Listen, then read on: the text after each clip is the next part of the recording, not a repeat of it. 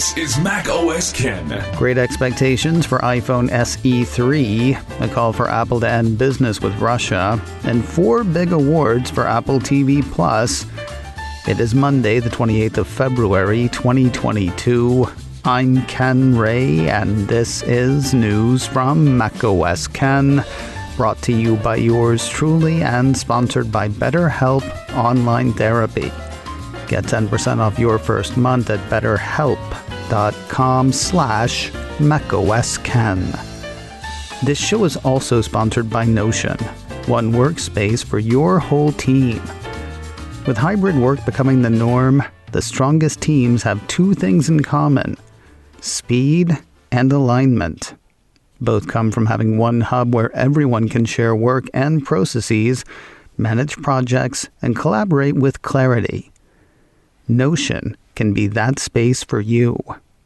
For companies of all sizes, Notion provides one central and customizable workspace that can be tailored to fit any team and bring all teams together to get more done and move faster.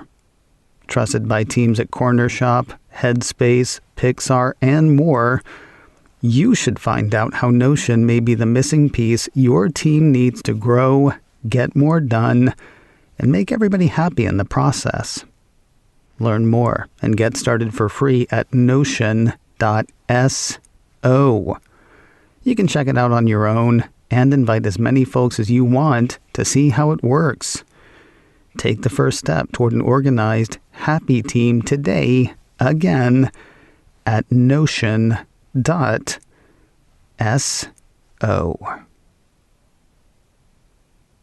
Man alive, are people excited about a thing Apple hasn't announced?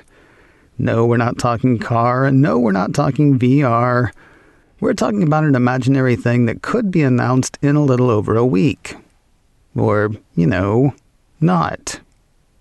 Second week of February, Bloomberg's Mark Gurman got fairly serious about a spring product event for Apple. Gurman pegged the date around the 8th of March with the usual caveat that could change. As far as what he's expecting, a 5G-enabled iPhone SE and the new iPad Air are the 2 products around which Gurman seems most certain. There's also the distinct possibility that Apple will continue its transition to its own chips with something in the Mac line.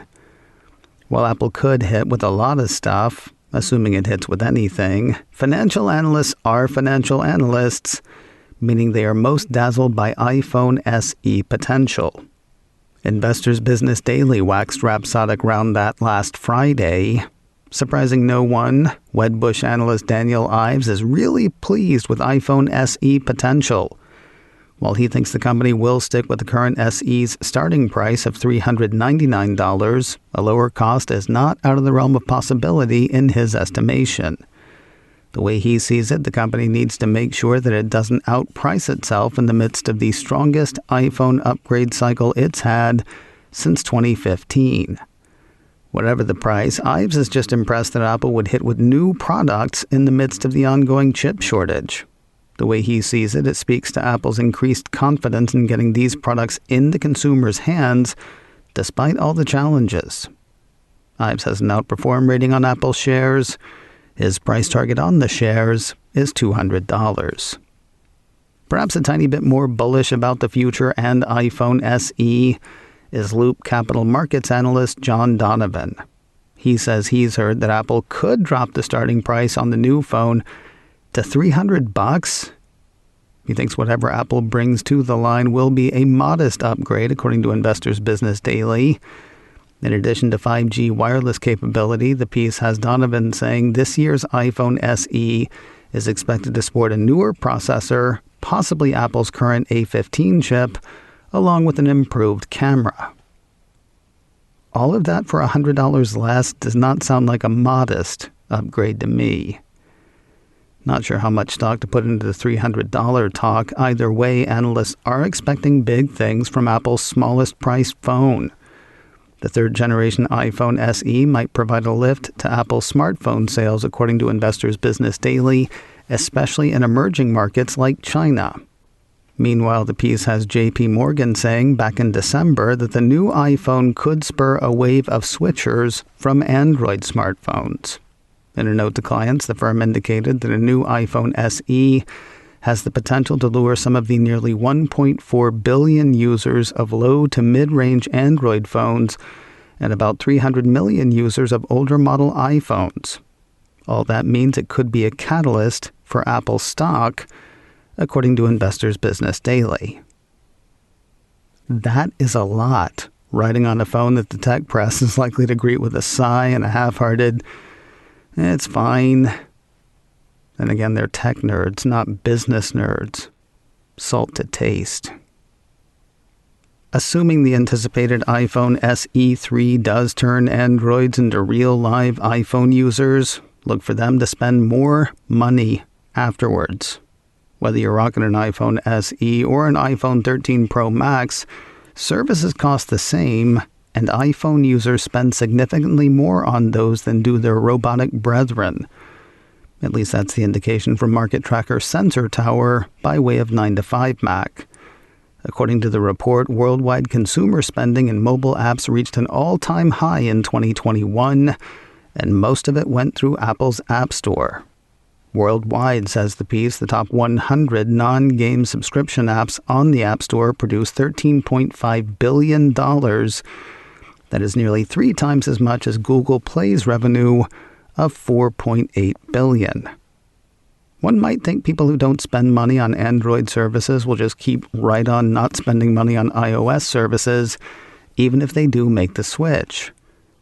There is indication that the robot army is warming to subscriptions, though. Citing the Sensor Tower numbers, 9to5Mac says Google Play saw huge growth in subscriptions last year, up 78% over 2020's levels. While Apple's growth was smaller, it was not insignificant.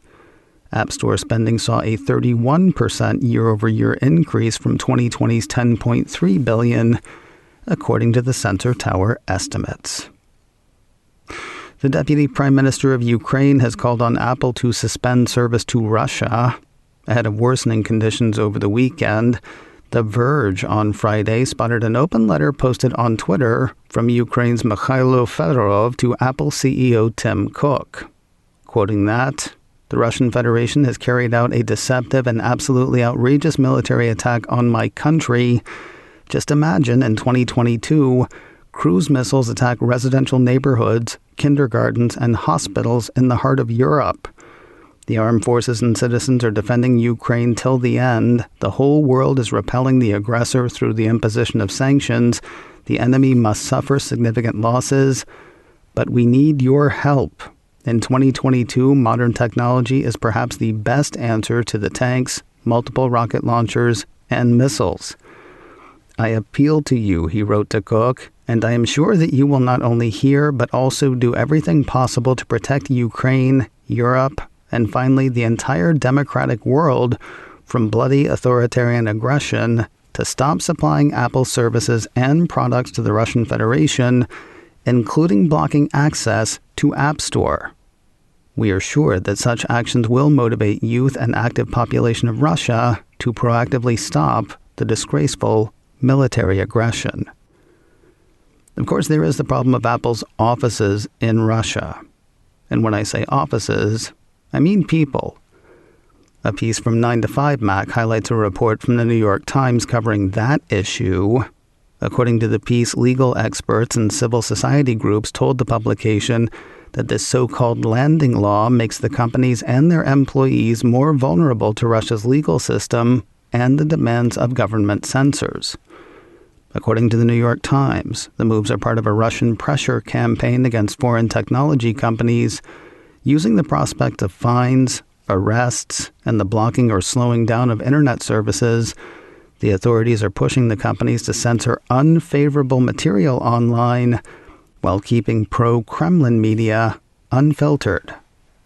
So far, Apple seems to have said nothing about any of the goings-on in Ukraine, save Tim Cook's tweet Thursday pledging support for Apple's teams in the region, pledging support for local humanitarian efforts, and calling for peace. At least one Apple service has stopped working for Russia, though it wasn't Apple's doing. Engadget says US and EU sanctions have forced both Google Pay and Apple Pay offline in the country. According to the piece, following Western sanctions on Russia's financial institutions in response to the invasion of Ukraine, customers of several of the country's largest banks can no longer use their debit and credit cards in conjunction with Apple Pay and Google Pay. More news in a moment, but first a word from BetterHelp Online Therapy, sponsor of today's show. Family members, co-workers, significant others. There are lots of important relationships in our lives, though your relationship with yourself is probably the most important. If that one is a struggle, help is available through BetterHelp. BetterHelp is online therapy that offers video, phone, and even live chat sessions with your therapist, so you don't have to see anyone on camera if you don't want to. My last BetterHelp therapist and I did phone calls and text, which is the way that I was most comfortable working. It's much more affordable than in-person therapy, and you can be matched with a therapist in under 48 hours. Give it a try and see why over 2 million people have used BetterHelp online therapy. As mentioned before, this podcast is sponsored by BetterHelp, and macOS Ken listeners get 10% off their first month at betterhelp.com/macOSKen. BetterHelp. That's betterhelp.com/macOSKen. Get 10% off your first month at betterhelp.com/macOSKen. And thanks to BetterHelp for sponsoring today's show. Apple's latest flagship store has thrown open its doors. The company issued a press release Thursday saying it would welcome guests to its Maryah Island location in Abu Dhabi starting on Friday. That was followed by another press release on Friday saying the store was open and ready for business. Serving as Apple's newest store in the United Arab Emirates, the release says the space delivers the best of Apple with shoreline views amid Abu Dhabi's prestigious financial district. Lots of pretty pictures with the release. You can see those at apple.com/newsroom. With 3 weeks left until its premiere, Apple TV Plus is ramping up promotion for WeCrashed. Late last week, the Cupertino streamer issued a press release and a new trailer for the limited series. Based on the Wondery podcast, WeCrashed, The Rise and Fall of WeWork, Apple says WeCrashed is inspired by actual events and the love story at the center of it all. WeWork grew from a single co-working space into a global brand worth $47 billion in under a decade. Then in less than a year, its value plummeted. What happened? Headlined by Academy Award winners Jared Leto and Anne Hathaway, the cast also includes Kyle Marvin, America Ferrera, and O.T. Fagbenle. The first 3 episodes hit Apple TV Plus on Friday, the 18th of March. Subsequent episodes hit one a week on following Fridays through the 22nd of April. You can catch the latest trailer now on YouTube. A sort of surprise showing for Severance. The Ben Stiller-directed, Adam Scott-led series premiered on Apple TV Plus on the 18th of February.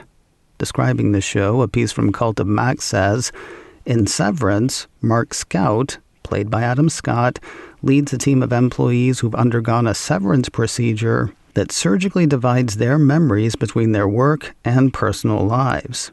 This daring experiment in work-life balance is called into question as Scout finds himself at the center of an unraveling mystery that will force him to confront the true nature of his work and of himself. I said it had sort of a surprise showing. According to the Cult, the movie and TV search engine Reelgood says Severance cracked the top 10 for titles streamed in the U.S. during its opening week. That is top 10 for both movies and series. According to the piece, the series has a 97% approval score on the review aggregation site Rotten Tomatoes. The average audience score is 95%. The first 3 episodes are streaming now on Apple TV+. And finally today, we seem to be through the nomination part of award season and arriving at the part where they're sending home trophies. The Screen Actors Guild Awards were held Sunday night, held and handed out. Apple issued a press release announcing 4 wins for 2 of its titles. On the series side, it was another good year for Ted Lasso. Apple's surprise hit series took home 2 of Apple's 4 SAG Awards, one for Outstanding Performance by an Ensemble in a Comedy Series, and another for Jason Sudeikis for Outstanding Performance by a Male Actor in a Comedy Series. While all awards are history, the other 2 SAG Awards were history-making. They went to CODA, one for Outstanding Performance by a Cast in a Motion Picture, and the other to Troy Kotsur for Outstanding Performance by a Male Actor in a Supporting Role. With Sunday night's honors, the release says CODA makes history as the first film with a predominantly deaf cast to receive the award for Outstanding Performance by a Cast in a Motion Picture, and Troy Kotsur became the first deaf actor to receive an individual SAG Award for Outstanding Performance by a Male Actor in a Supporting Role. CODA and both seasons of Ted Lasso are streaming now on Apple TV+. macOS Ken, brought to you by me and sponsored by Notion, one workspace for your whole team. Learn more and get started for free at notion.so. This show is also sponsored by BetterHelp Online Therapy. Get 10% off your first month at betterhelp.com/macOSCan. Advertising handled by Backbeat Media, online at backbeatmedia.com. You can reach me a couple of ways. info@macoscan.com or call 716-780-4080. Until next time, that is news from macOS Ken. I'm Ken Ray.